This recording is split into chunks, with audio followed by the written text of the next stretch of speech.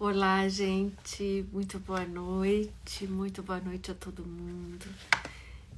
Ana Paula, não sei se é Ana Cláudia, seja como Flor. Muito boa noite a todas vocês. Hoje é o nosso 5º encontro de 5, o último desse curso de extensão da Universidade de Brasília sobre o livro Carta de uma Orientadora. É uma alegria imensa que a gente tenha feito esse caminho juntas, de que 5.000 pessoas tenham se inscrito. Vocês precisam ainda fazer os exercícios, eu vou falar disso nos lembretes iniciais, mas é uma alegria, né, gigante que tantas pessoas estejam lendo o livro, que ele faça sentido para muitas de vocês. E imaginar que um curso de extensão possa chegar tão longe, ouvir vocês escrevendo de Belém, de São Paulo, de onde for. Eu também gostei muito de imaginar quem são vocês, porque vocês acabam que me conhecem, mas eu imagino quem são vocês.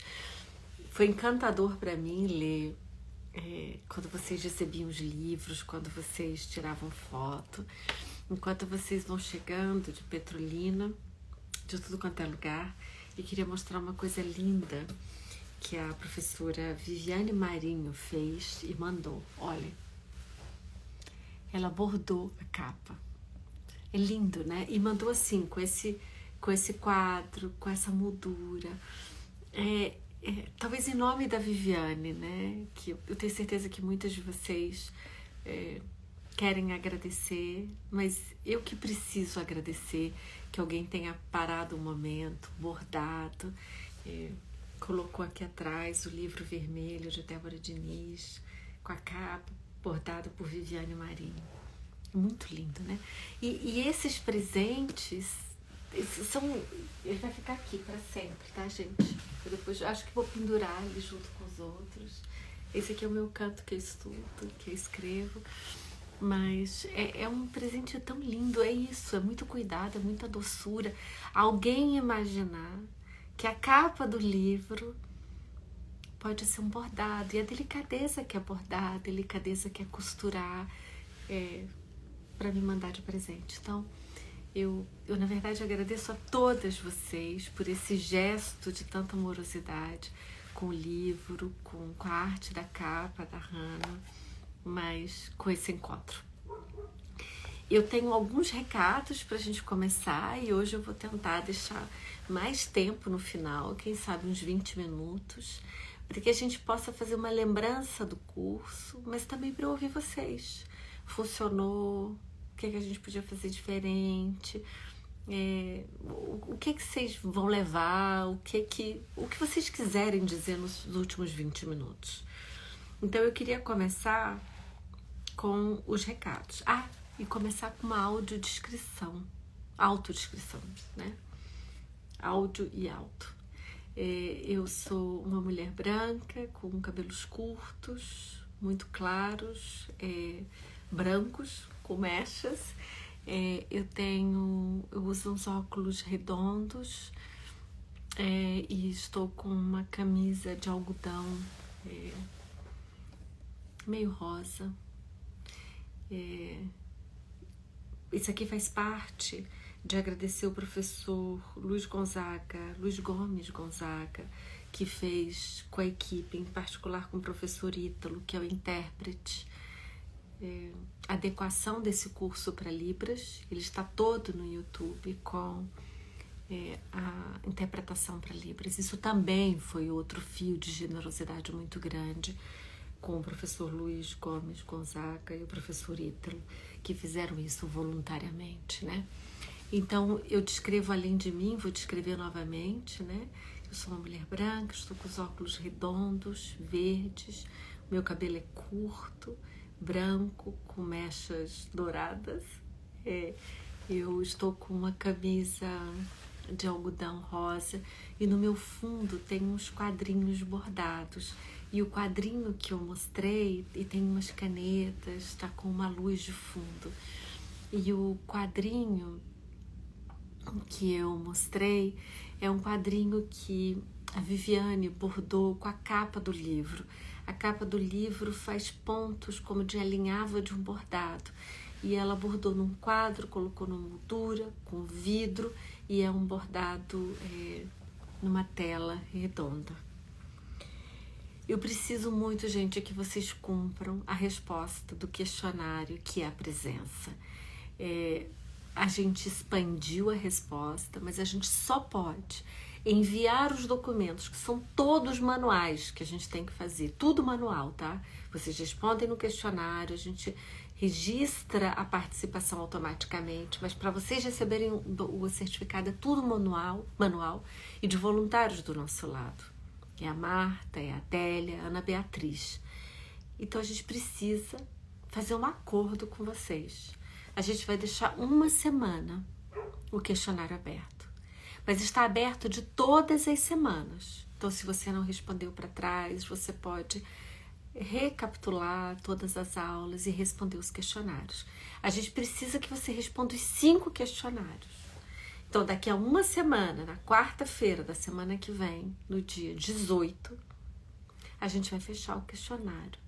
E a gente vai fechar o sistema e a gente vai começar a mandar a lista de frequência para a escola de extensão da UNB para emitir os certificados de vocês. Então, vou repetir, depois se alguém pudesse escrever e depois se alguém pudesse colocar na hora que a gente abrir para conversa. Em uma semana, o sistema todo dos questionários vai fechar. Você pode ainda responder para trás, mas aí depois não tem mais jeito de responder, tá? Então, por favor, tão bonito quanto 5.000 pessoas inscritas, é ter o máximo possível de pessoas que responderam o questionário.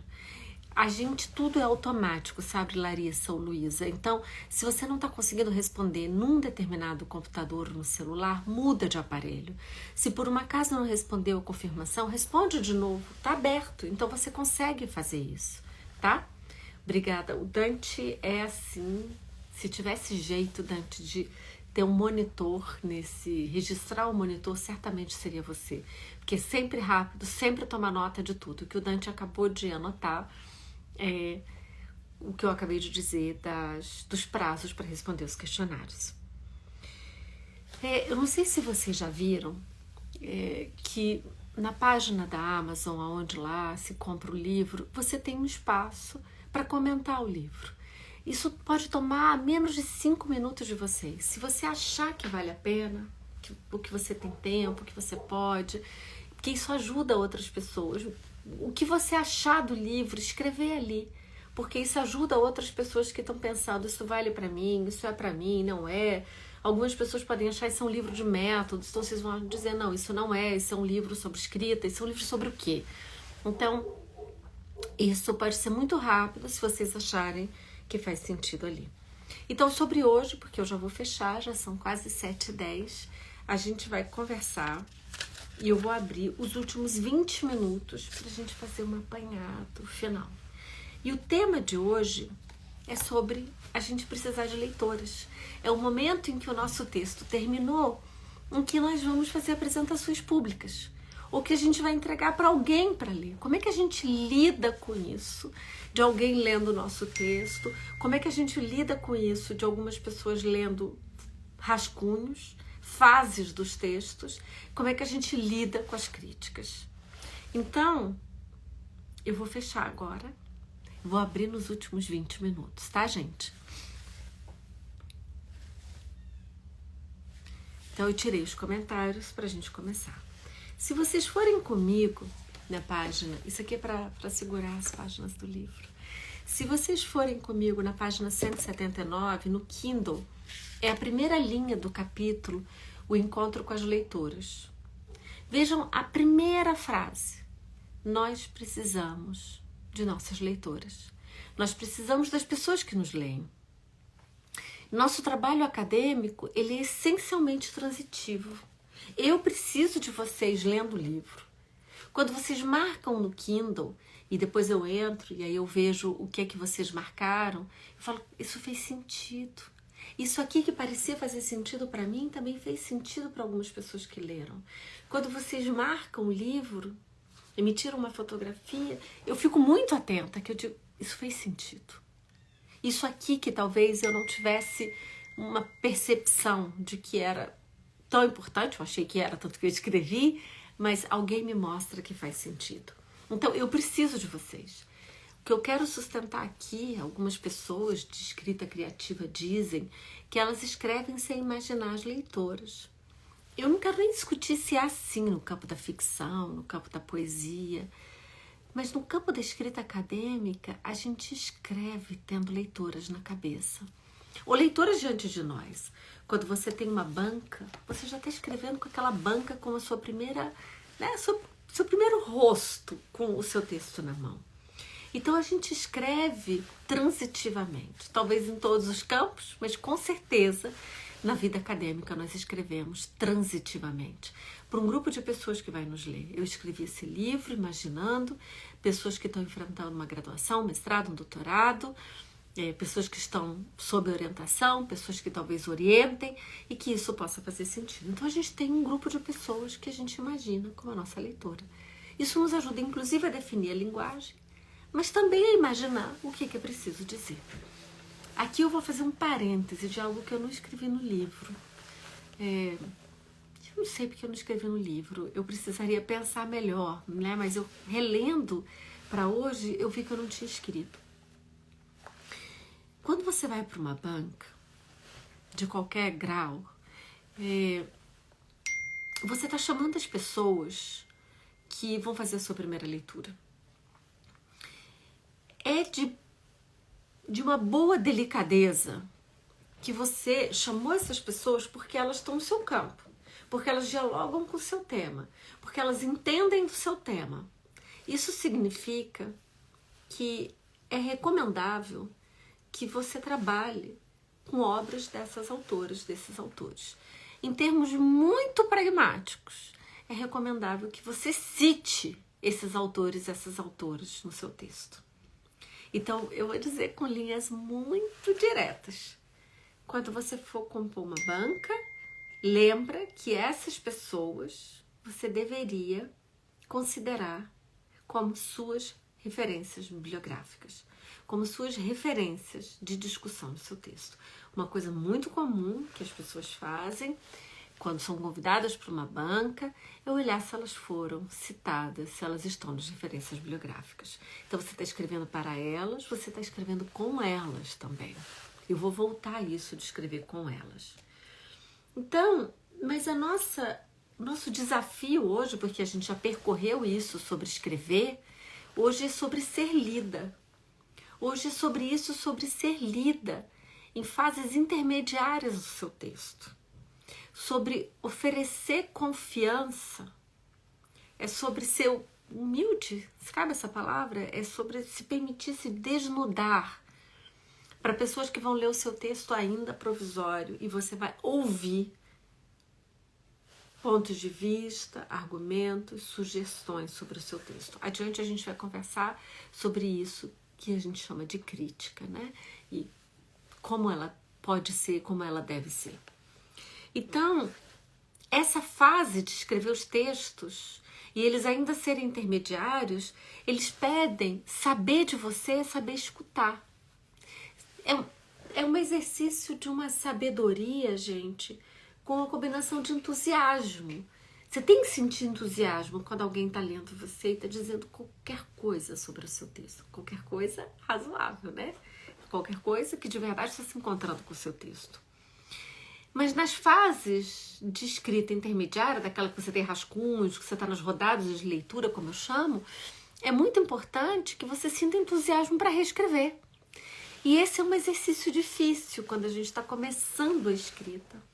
Porque nós fomos, eu arriscaria dizer, e vocês podem discordar de mim, muito mal treinadas para a reescrita. A reescrita é como se fosse um fracasso. A gente é treinada na escola e entrar na universidade para fazer uma prova e dali tirar uma nota. A escrita acadêmica não é como uma prova. Ela é alguma coisa que você reelabora, que você volta e vem, que você tem tempo para editar. As fases de edição de um texto são longas. Então, uma segunda frase que eu diria para você, a gente depois localiza ela aqui, 181, gente. Logo nessa seção, a escrita, a reescrita e a edição. Nenhuma autora, nem mesmo as mais experientes, finaliza um texto e o envia para publicação. Ou seja, nenhuma autora termina um texto e achou que vai enviar para a banca. Nenhuma autora, nenhuma estudante de mestrado, de doutorado, de graduação, termina um texto e acha que vai enviar para a orientadora. A orientadora vem depois de um filtro de algumas pessoas que leram e que anteciparam comentários. Quando eu escrevi esse livro, quando eu já tinha uma primeira versão dele, eu submeti um grupo de pessoas que eu confio, que faz parte do grupo de pesquisa, que já participou, e eu pedi que lesse. E eu aguardei que elas me oferecessem comentários. Alguns foram comentários de críticas, de identificação de erros, outras foram comentários pedindo que talvez eu estava repetitiva, que eu precisava esclarecer algumas coisas. Ou seja, a gente tem que estar aberta para o que a gente vai ouvir. E as pessoas podem dizer coisas muito parecidas ou coisas muito diferentes. Mas enquanto as pessoas estavam lendo, eu estava trabalhando no texto ainda. E algumas vezes as pessoas me dizem coisas que quando elas vão dizer eu já revisei. Não existe nada mais chato e deselegante do que alguém te dizer: Débora, na página 180 tem um erro. E você dizer: já corrigi. Você vai estar trabalhando no texto, mas você não vai dizer isso a ninguém. Você vai ouvir o que as pessoas têm a dizer. Vejam que na 180 para 181, eu sugiro que você tome nota de tudo que eu vi. Se as pessoas puderem te mandar o arquivo com marcas, se você autorizar, e vocês viram que eu explico que eu fazia isso no passado com as orientandas, e depois de muito tempo fazendo, e elas me contando: ai, Débora, eu abri o arquivo, tinha 100 comentários, algumas contavam, né? Tem 300 comentários, tem 50 comentários. Aí eu fechei, tive que caminhar, aí eu achava que podia ser a cor da marcação do Word. Depois eu falei: eu não estou dizendo que você deva fazer isso se você for uma orientadora. Eu vi que eu tinha tanto poder numa orientação que quando eu entrava no texto de alguém, a pessoa sofria tanto que eu comecei a fazer de outra forma. Eu escrevo, eu gravo. Em geral, agora eu gravo o que eu quero dizer. Aí a pessoa me ouve, a pessoa transcreve, ela faz um exercício de escrita, mas ela é que vai dilapidar o texto, né? Que vai mexer as coisas. Eu não vou entrar ali. Eu estou fazendo isso numa conversa, mas eu não faço mais no texto. Seria muito mais funcional se eu já fizesse diretamente no texto. Mas eu vi que isso causava sofrimento. E eu não queria a barreira do sofrimento. Eu queria que a gente continuasse mantendo uma crítica. Mas eu gosto que as pessoas me mandem as correções com marcas de revisão, com comentários, porque eu vou olhar, eu vou pensar, eu vou trabalhar. Então, uma pergunta que nós temos que fazer aqui, que eu recomendo que vocês façam, é como é que vocês vão se relacionar com a crítica das outras pessoas ao seu texto. Eu já vou antecipar alguma coisa que a gente tá mais adiante no texto, a gente já localiza, essa ideia de que haveria crítica construtiva. Vamos localizar essa página, se vocês localizarem. Peraí, eu já chego nela. Crítica, em que eu vou fazer uma crítica a isso, né? Que haveria crítica positiva, crítica negativa, que haveria crítica construtiva e uma crítica que não seria construtiva, destrutiva. Eu acho que o que nós temos é uma crítica. Crítica é alguém que lê analiticamente, que lê com uma perspectiva de contribuir com você o seu texto. E o que não foi isso são maus modos, é arrogância, é brutalidade. A gente não quer alguém que só leia o nosso texto e elogie, nas fases dos rascunhos, né? Quando a gente está com o texto final, claro que a gente quer, porque a gente considerou que era o texto final. Mas nas fases dos rascunhos, a gente precisa de leitoras muito aguçadas para localizar inconsistências, para localizar erros, para identificar problemas de argumentação. E que nós temos que ter um distanciamento, um apego ao texto, mas distante, porque a gente ainda pode trabalhá-lo, a gente ainda pode ajeitar o bordado. Então, eu particularmente não uso essa expressão críticas negativas, porque as críticas podem me apontar problemas e elas estão me ajudando, elas estão me fortalecendo. Então, quem sabe a gente ajeitar essa palavra, né? Eu fui para minha banca e eu recebi críticas. Ou eu fui para minha banca e tinha alguém deselegante comigo. São duas coisas muito diferentes, né? A deselegância não é uma crítica. A crítica ela não precisa vir no formato de deselegância ou de arrogância. Inclusive, eu também antecipo o que eu ia falar ao final. Essa expressão, que é quase um cacoete da vida acadêmica, e mesmo pessoas muito bacanas usam, que é ler o seu texto e dizer, Débora, eu terminei, mas eu senti falta de... Talvez seja só uma expressão, e aí vocês têm que botar o termômetro afetivo para sentir, que talvez seja só uma forma das pessoas entrarem, de dizer, olha, eu senti falta de... Mas ela não está fazendo uma leitura egoística, egocêntrica do seu texto. Porque algumas vezes essa é uma expressão para dizer como eu faria, né? Eu senti falta de, para dizer como é que eu faria essa pesquisa, essa escrita. Então, apesar de eu achar que nós podemos usar expressões melhores para falar de crítica, nem todas as pessoas que usam a expressão eu senti falta de, elas estão falando de um lugar narcísico, de como elas fariam a pesquisa. Mas vamos voltar para a página 180, né? Que é imaginando que você terminou uma primeira versão. Ela é uma versão que está limpa, que tem legibilidade, que o argumento está completo. Talvez você ainda não tenha introdução, conclusão. Talvez você ainda não tenha todas as referências bibliográficas arrumadas, que deveria, porque você está usando, certamente, um programa de gerenciamento de bibliografia. Então, a sua bibliografia vai estar arrumada no processo, ela não precisa estar bagunçada. Mas vamos dizer que você ainda não tem introdução e conclusão, você ainda não tem o resumo, você ainda não tem aqueles elementos pré-textuais. Você terminou isso. Para quem você manda? E já para sua orientadora?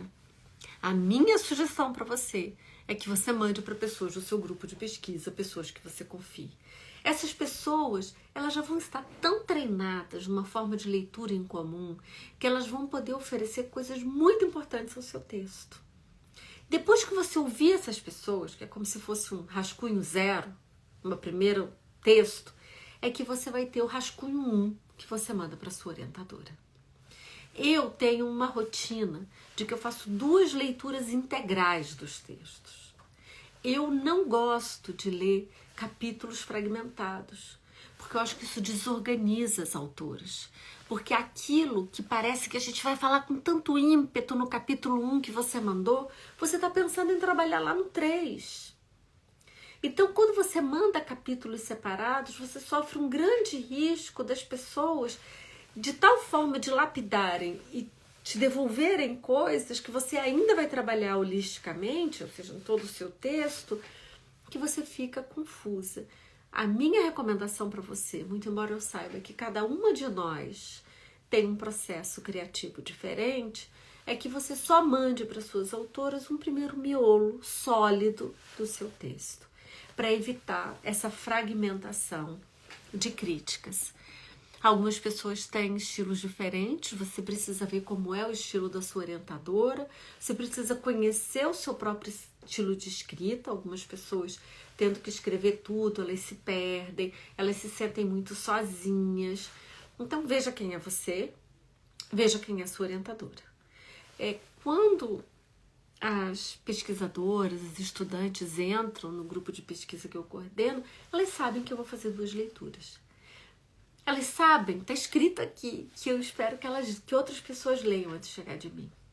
Gente, quase todas enviam para mim e eu tenho que fazer a pergunta. Você já mandou para seus colegas? E aí a resposta foi, não porque eu estou atrasada, não porque eu estava ansiosa, não porque... Gente, não pula essa etapa. Você vai chegar na sua orientadora, aquela com poder de edição, porque a sua orientadora tem um poder de edição, né? Esse é o lugar dela. Você pode até discordar do que ela venha editar no seu texto, Mas um dos meus pedidos a você é que você seja explícita naquilo que você discordar ou que você não aceitar, né? Naquilo que você achar que não cabe. Então, antes de chegar na leitura dessa pessoa, vá com o seu argumento ainda mais sólido, ainda mais firme, mais bem estruturado. Então, isso exige que você organize a sua escrita, o seu tempo, o seu processo de fazedura de tal maneira que essas suas colegas tenham tempo. Eu já ouvi de estudantes dizerem, mas as pessoas não responderam logo. As pessoas precisam de tempo para ler. Lembra que eu disse que talvez a sua orientadora venha precisar para ler o seu texto de 100 páginas, talvez um mês? É isso, você está pedindo para alguém ler um livro. Você está pedindo para alguém ler próximo de um livro, num conjunto de outras coisas que essa pessoa tem. Então pensa nesse tempo e pensa como você vai entrar dentro da rotina das pessoas pedindo para que elas leiam. Então, a gente vai voltar, eu acho que para o nosso segundo encontro, em que nós conversamos da importância dos calendários. Lembra que quando você vai fazer um calendário retroativo, quando você vai abrir no seu computador, quando você vai abrir na sua agenda, o tempo da entrega, o tempo das revisões, do primeiro rascunho, do segundo rascunho, da sua orientadora, das suas colegas. Nada pior do que atrasar, nada pior do que você dar muito pouco tempo às suas orientadoras ou sua banca para ler. A verdade, isso tudo que eu estou falando está na página 182, sobre ter um miolo, na 183 a importância de ter um desapego, a importância do grupo. Agora vamos, isso do texto fragmentado está na 184, eu estou indo bem devagarzinho porque essa é uma fase importantíssima, que muitas vezes a gente já chega atrasada, então a gente não tem tempo que as pessoas leiam, o que nós temos tanto apego ao nosso texto, porque é aquilo que a gente tem, é aquilo que a gente passou tantos meses criando, que a gente não consegue ter um distanciamento crítico daquelas pessoas que estão nos editando, que estão oferecendo críticas, análises ao nosso texto. Então, prepare-se para essa experiência de desapego, para essa experiência de filtro sobre o que você vai escutar e para esse prazer da reescrita. A reescrita tem que ser prazerosa. Você vai ver o quanto você vai aprender com você mesma se você se oferecer esse tempo de reescrever, de reelaborar o seu texto. Mas vamos lá.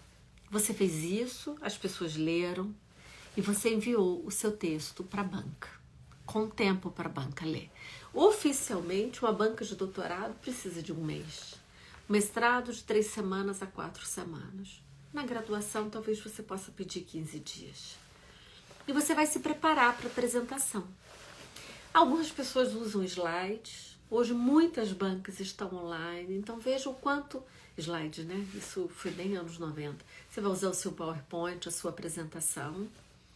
Algumas pessoas não gostam disso porque vai tirar o seu rosto da tela. Outras pessoas preferem porque isso controla um fio da meada, um nervosismo. Testa você mesma. Vê quem é você nessa cena da apresentação. O que eu queria recomendar é que a gente tem uma ilusão, sabe, gente? Quase que talvez venha da política, desse campo de uma oratória bonita, de uma oratória de poder, que a gente tem muita admiração para as pessoas que falam assim, sem ter notas, de pessoas que falam sem ter um texto, sem estarem lendo, de pessoas que vão falar com o coração e com a espontaneidade.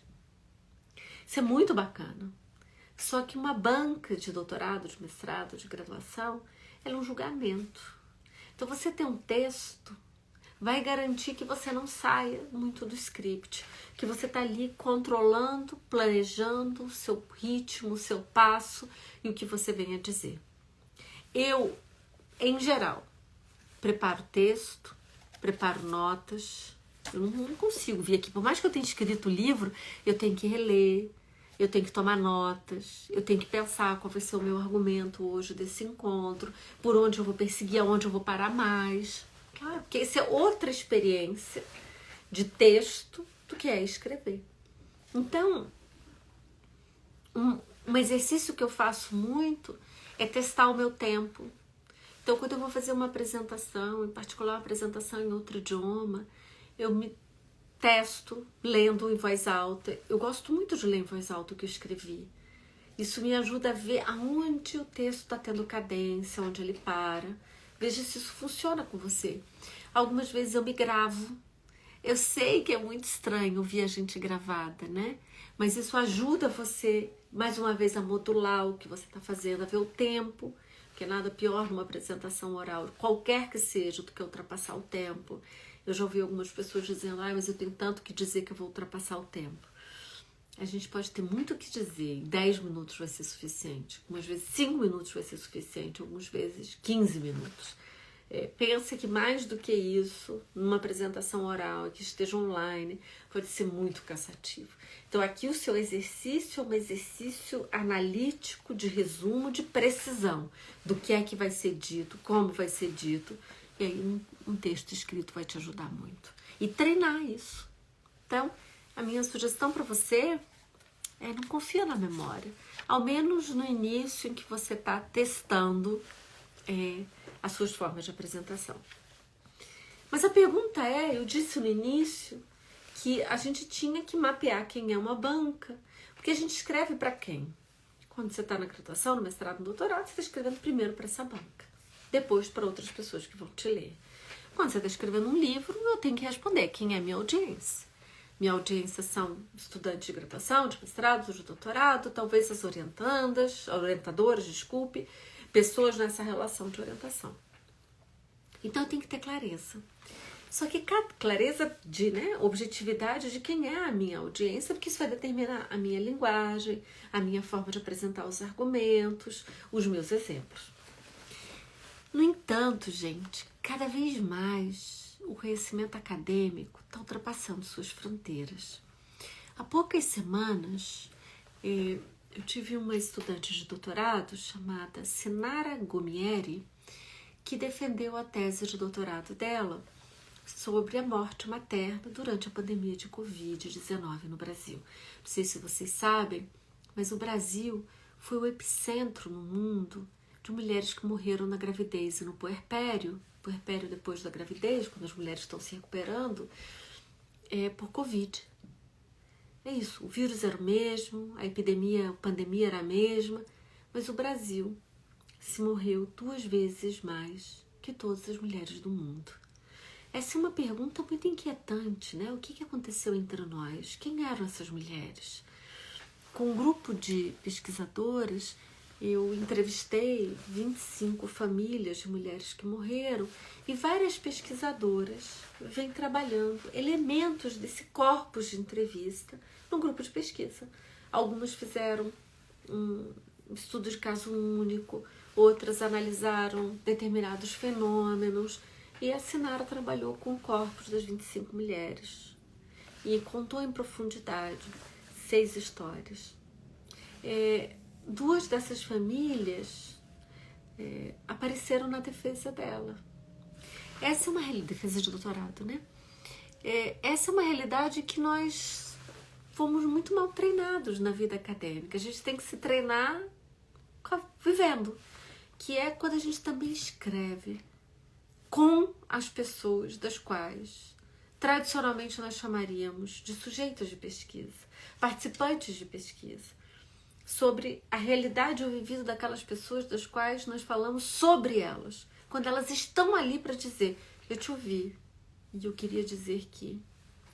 Isso para mim vem me provocando tanto nos últimos tempos sobre para quem escrevemos, com quem escrevemos, que na página 188, enquanto eu ainda escrevia esse livro, vejam na 188, no segundo parágrafo, eu conto a história das mulheres de Zika, das quais eu venho trabalhando quase na última década, e com uma delas é a presidenta da Associação das Mulheres e das Famílias Impactadas por Zika, com crianças com a síndrome congênita do Zika, em Alagoas, que é a Alessandra Hora dos Santos.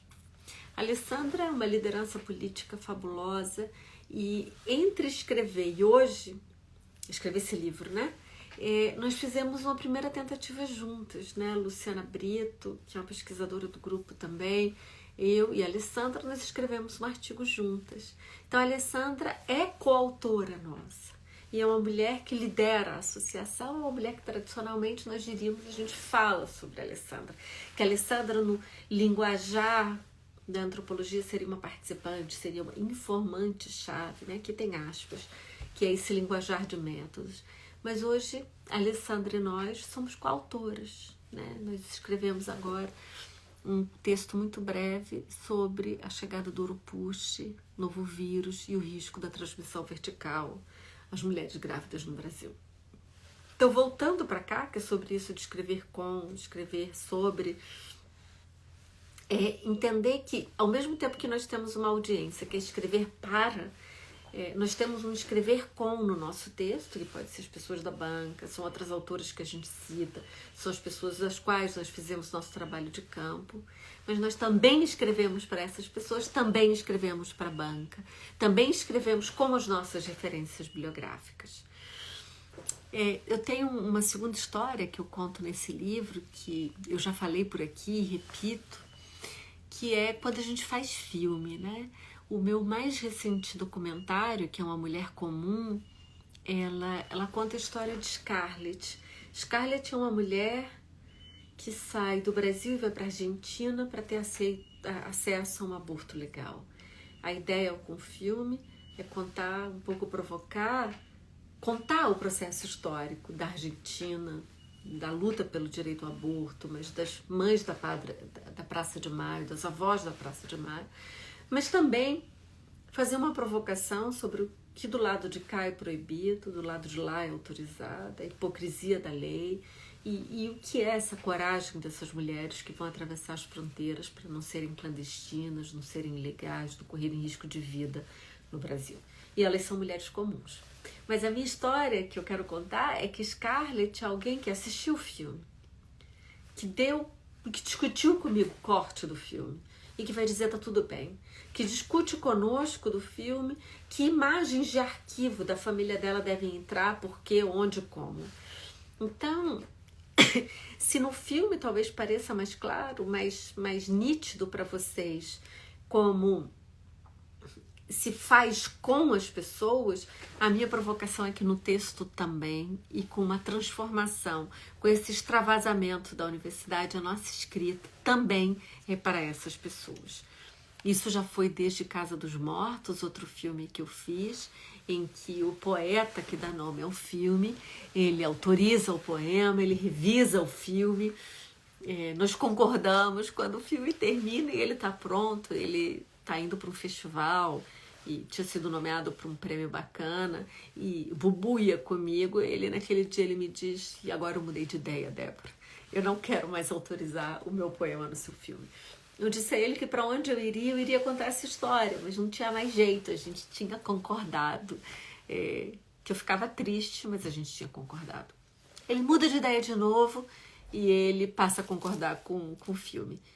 Eu poderia covardemente, né, gente, dizer ele mudou, ele desmudou, ele concordou, ele não concordou, porque ele é um louco, né? Essa expressão política sobre o sofrimento mental.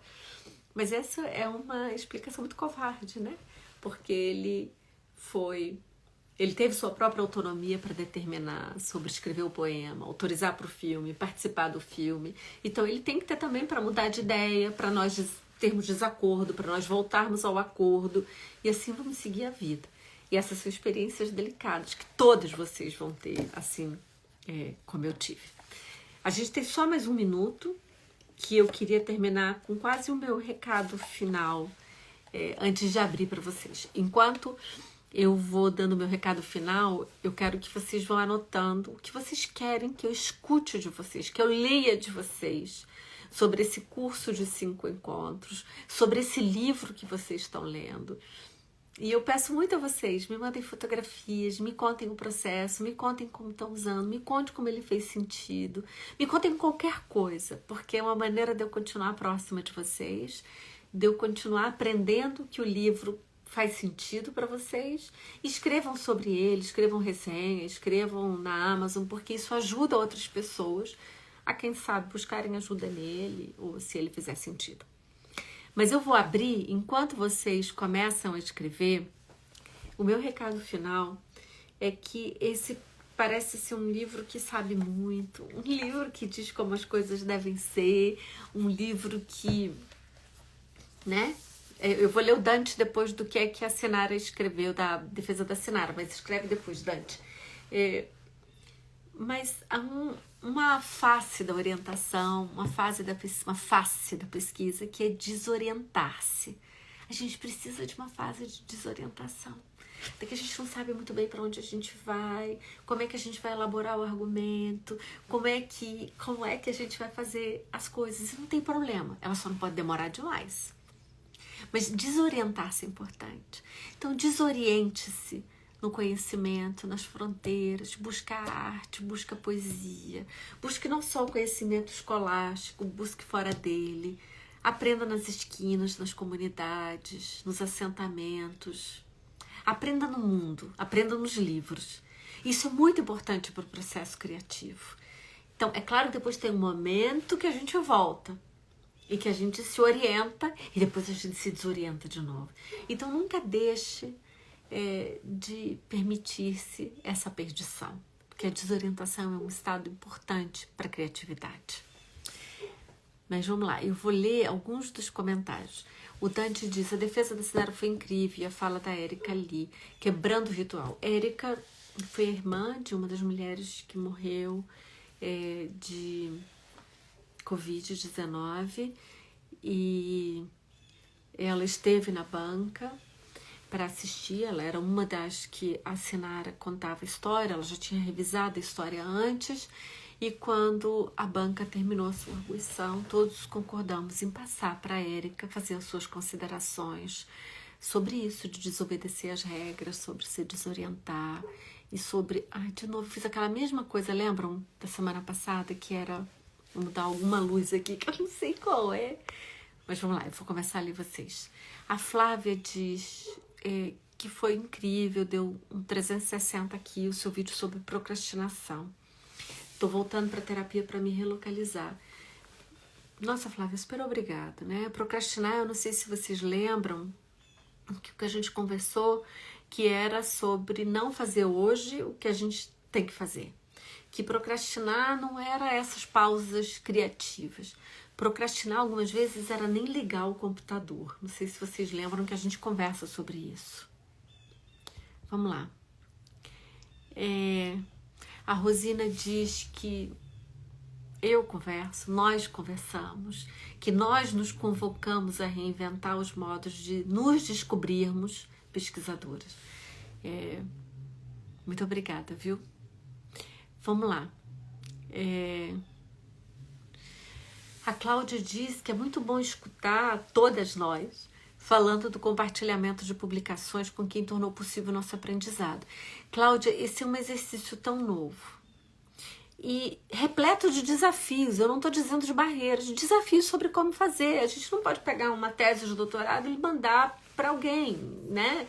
Quando eu fiz pesquisa no presídio, com meninas em medida socioeducativa, como é que você conversa com os determinados grupos? Como é que você estabelece mecanismos de devolução, de compartilhamento, de transparência? E isso exige outros processos criativos nossos, né?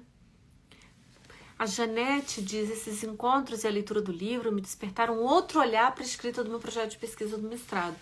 Muito obrigada por caminhar, que a gente caminhar junta, né? Que bom, eu fico muito feliz. A Elô diz: seu livro é mais do que necessário. Normalmente começa a ficar ansiosa e passa a ler rápido demais. E aí tem que voltar no texto umas 3 vezes. Alguma sugestão? Elô, pode ser que seja ansiedade. Eu não conheço você lendo, mas comigo também acontece. Algumas vezes eu tô lendo e aí o meu pensamento passa para outra coisa, e aquele texto que eu li, eu na verdade não estava lendo, eu estava passando os olhos nas palavras. O que me ajuda muito a manter o meu foco é fazer os ciclos de Pomodoro, porque aí eu sei que eu estou 20 minutos imersa, conectada com aquele texto, é ir fazendo marcações com canetas, assim, com qualquer caneta, né? Marcação no texto ou no próprio texto em PDF que você tiver, e algumas vezes tomando nota no caderno. Lembra que a gente falou no caderno vagalume, no canteiro de obras que a gente conversou aqui? Essas técnicas de retenção me ajudam muito para não me perder. A Leda diz, depois de um afastamento por doença, que eu espero muito que você esteja bem, que você tenha se recuperado. Estou de volta ao processo de escrita. O livro e o curso têm me ajudado. Isso para mim é de uma alegria tremenda, né? Que o curso tenha servido de um alinhavo para algumas de vocês para retornar, para ganhar outros sentidos, para se vincular. A Madame Rodrigues diz que coisa linda isso, que coragem e humildade para acolher a revisão da participante. Sabe que você está certa, que é uma combinação entre coragem e de desnudamento, né? De humildade e de desnudamento. Porque as pessoas podem dizer, eu não quero, eu não gostei. E quando a gente imagina que isso vai acontecer, ou quando a gente sabe que isso vai acontecer, a nossa escrita já passa a ter essa lente de respeito aos participantes. Eu não diria lente de censura, isso é uma ilusão de falsa neutralidade acadêmica, de distanciamento. Ela já tem essa lente de atenção, de cuidado, de inclusão, de respeito das pessoas participantes. A Carla diz que no primeiro encontro nós falamos sobre etarismo, lembram? O etarismo em geral a gente fala que é contra as pessoas mais velhas, mas ela também pode ser contra as pessoas mais jovens, de considerar que as pessoas mais jovens não tem coisas importantes a dizer, e contra as pessoas mais velhas de que aquele lugar nós pertenceria, ou que talvez não tenham coisas importantes também a dizer, né, que nós não tenhamos. Então, a Carla diz, eu estou no mestrado agora e ao mesmo tempo que eu faço 50. Mas parabéns, é uma idade bacana, é uma idade importante para pensar coisas da vida, você se ajeitar com você olhar, você consegue olhar para trás, você consegue olhar para frente, você consegue olhar para dentro. É uma idade bacana, acredita em mim.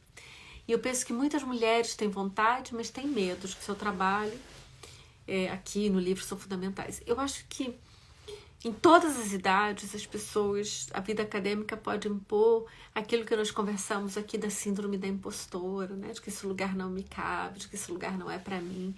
Mas ela tem um radar que pega algumas pessoas mais que outras, algumas idades mais que outras.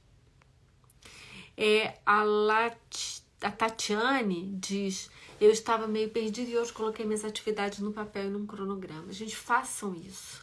Algumas pessoas me mandaram fotografias de cronograma. Algumas pessoas fizeram no computador. Façam. Essa é uma atividade que parece boba, simplória, mas ela organiza a vastidão, esse furacão de coisas, começa a colocar alguns marcos nessa ventania, né? Que são as ideias. Vamos continuar.